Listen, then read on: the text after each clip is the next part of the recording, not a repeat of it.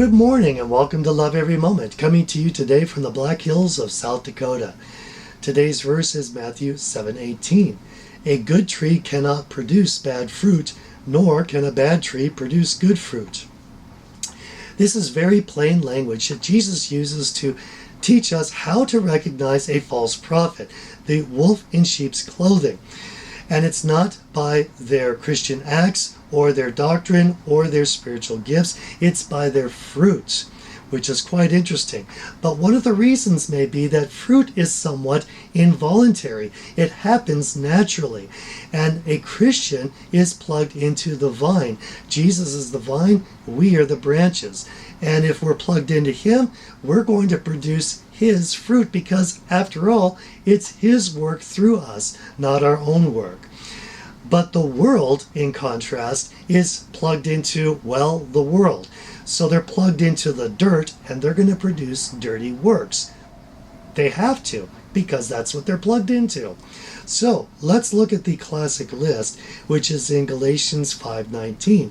Now the deeds of the flesh are evident, which are immorality, impurity, sensuality, idolatry, sorcery, enmities, strife, jealousy, outbursts of anger, disputes, dissensions, factions, envying, drunkenness, carousing, and things like these, of which I forewarn you, just as I have forewarned you, that those who practice such things will not inherit the kingdom of God. Now that's serious. That's a real serious warning. Those people are not Christians if they practice such things, if that is the norm in their lives. Now, the Christian's norm should be the fruits of the Spirit.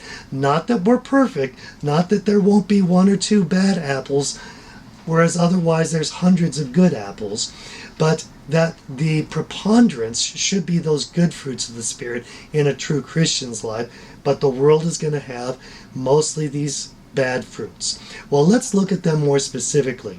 We have immorality, impurity, sensuality.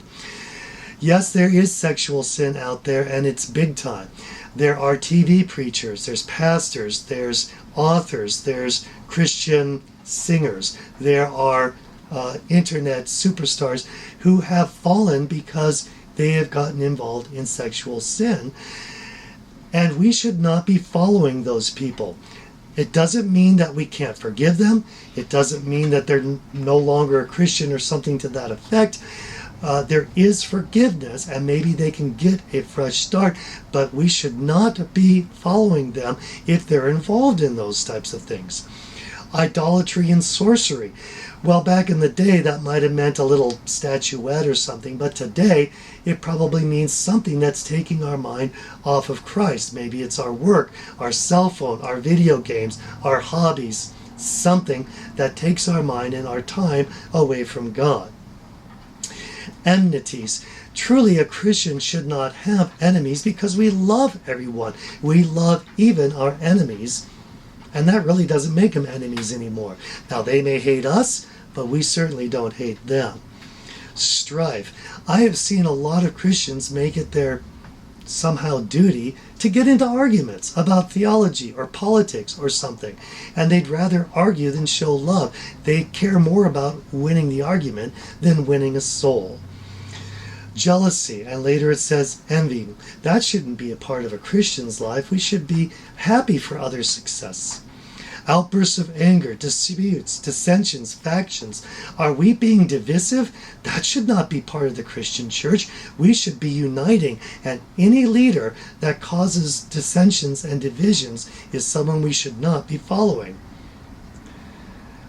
Let's see, drunkenness and carousing. Not that we can't have a drink once in a while, but the drink should not have our lives. So that's the idea. It says things like these.